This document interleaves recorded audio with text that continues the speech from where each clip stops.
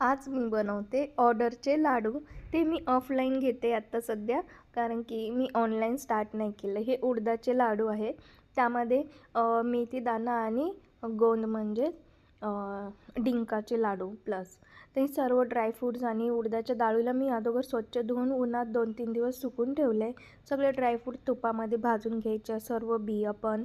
त्यामध्ये मखाना, इलायची आणि मेथी आणि किसलेलं खोबरं सगळं चांगलं भाजून घ्यायचे आणि त्यांना मिक्सरमधून काढून गुळामध्ये तूप आणि पाणी टाकून त्याला चाचणी बनवून ही करायची आणि त्याचे चांगले लाडू वळायचे. हे लाडू तुम्ही 2 ते 3 महिने इझिली टिकतात.